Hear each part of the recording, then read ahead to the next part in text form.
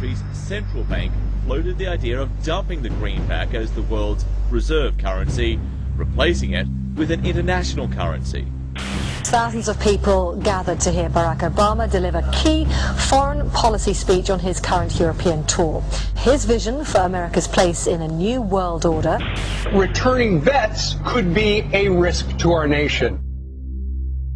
We've got to give them a stake in creating the kind of world order that I think all of us would like to see. And one of the ways it will drive the change is through global governance. I think a new world order is emerging. This is a hoax and a scam which is designed to transfer wealth and power from the private sector to the government sector and from the government of the United States to a world government. And those people who have been yelling, oh, the UN's going to take over global conspiracy government. Theorists. They've been crazy, but now they're right. And who got the money? Hundreds and hundreds of banks. Any bank or that has access to the U.S. Federal Reserve's discount. Tell us who they are. No. You know, financial terrorism. They have the ability to tweak the knob. I am proposing that the Federal Reserve be granted new authority. The ultimate goal of the carbon tax and the cap and trade is to destroy production. This energy tax is the largest tax increase in American history. We're actually creating a global warming police. So number one, they can come in, the federal government can come in and inspect your house and send you the bill. We're setting up a global warming Gestapo.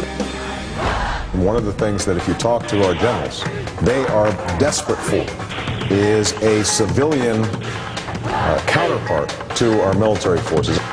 I am fierce. And this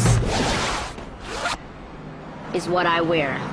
Senator Barack Obama's presidential campaign is asking Missouri law enforcement to target anyone who lies or runs a misleading television ad. I've now been in 57 states. I think one left to go. The president, when he was in Europe last week, he met with the King of Saudi Arabia. He appeared to bow. President Obama today proposed something new, something called prolonged detention. Pre-crime is where people are arrested and incarcerated to prevent crimes that they have not yet committed.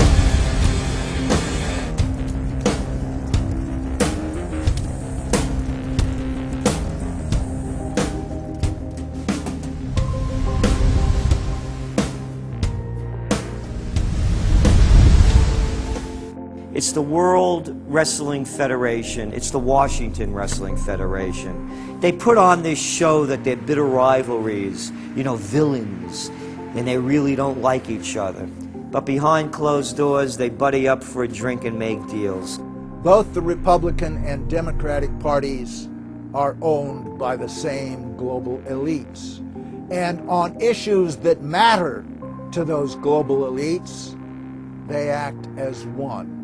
They've wrapped themselves in the American flag, and they've talked about preserving American heritage and principles, and all the while they're working to merge us into a new world order where our sovereignty will be destroyed. We'll lose all connection with our American heritage. With Bush, you knew exactly what you were getting. It was there was no iron fist in a velvet glove. It was just the iron fist. Whereas with Obama, you've got the velvet glove and the iron fist. You know, a very sharp guy, very smooth, knows exactly what he's doing. For that reason, far more dangerous than Bush. Well, at the end of last year, I was willing to give Obama the benefit of the doubt. I thought it was premature to write this guy off.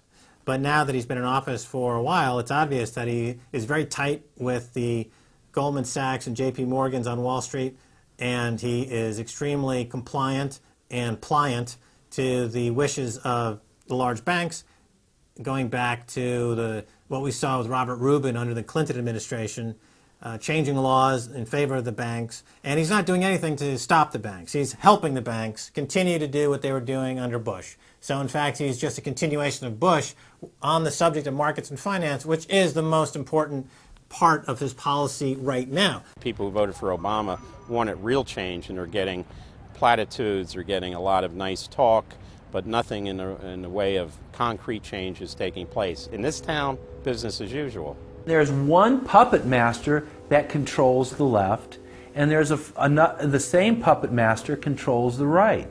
They control the Republican Party, and they control the Democratic Party. This is not a party issue. This is not a left-right issue. The question is, who should government serve? And it should serve the people. In fact, government is just a tool of the dominant minority that uses economics and government law to enforce upon the public various mandates. The right-left paradigm in the U.S. and in U.S. politics is taken directly from the commercial world and the corporate world. In the business world, you have Coke, Pepsi. You have McDonald's, Burger King. You've got AT&T and Verizon. You've got duopolies. And a duopoly gives the illusion of there being some competition and some choice. And it looks a little bit better than a monopoly. So, for example, in Communist Russia, if they had Communist Russia Red and Communist Russia Chartreuse, there would have been the illusion of choice and something akin to democracy in Russia. But they simply said, forget it, we're just going to go with red. In the U.S., they have this left-right paradigm, which, unfortunately, it doesn't take them out of the hard, cold fact that there is no choice. There's no social justice. There's only one choice, which is to supply more rent to the rent seekers who have now taken the whole system hostage. We've seen the limitations on government whittled away. We have seen this erosion to the point where today it seems like nobody does care. And right now in Washington, D.C., we have seen a fall of the republic. If the United States doesn't have its Bill of Rights and Constitution, it doesn't exist anymore. It's just more real estate, more dirt. And that's what these global corporatists want. They want to completely dismantle the Bill of Rights and Constitution, and they're doing that right now. This is the fall of the republic. Our nation is dying. We, the people that live in this fine country, need to stand up, get involved, and take the system back. It's the Bill of Rights and Constitution that we owe allegiance to, not to a political party, and not to politicians that wrap themselves in the red, white, and blue, while at the same time they destroy everything that sacred flag stands for. So in the old days, you used to have this globe that with 180 some odd countries, and a few of those countries had a lot of power, like the Soviet Union, the United Kingdom, and the United States at various times. But today, you might better look at that globe and say that it's surrounded by huge clouds swirling around the planet. They know no national boundaries. They don't follow any specific sets of laws, and these are the big corporations. They basically control politicians around the world because they have all the money, and politicians always need money to get elected or to run their governments if they're not democratically elected politicians. They control the mainstream press, either through outright ownership or advertising budgets. They have massive amounts of lobbyists in Washington that have tremendous influence on our president and Congress. And they really are calling the shots. They form partnerships with the Chinese and the Taiwanese and the Tibetans, or with the Israelis and Arab nations, with Brazilians and Indians, with whatever country and whatever group of people has resources that they covet. And so for the first time in history, we really have this new form of an empire. Barack Obama is a puppet of the New World Order to bring in a World Bank, to destroy the economy of this country, and to bring in global governance. And no matter how likable the fellow is, we as citizens of this country need to stand up and say no. We have to stand up to preserve a republic here and a rule of law, which is under dire threat. We don't want to live under a world government of the corporations, by the corporations, and for the corporations. I don't want to believe it, and that's probably what holds me back on it, but I'm certainly seeing enough indication that it could be true. Absolutely, because they're always talking about Mexico and the United States and Canada ending up like Europe.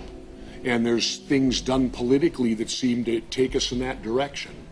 And so I think it's incumbent upon all of us as American citizens to pay attention. This move to world government is not about roses and happiness and peace and a better life. It's about enslavement. They said in their own writings, from the earliest times to the present, the world they're bringing in is to be a world where everyone who is born or would be allowed to be born would be born to serve the state.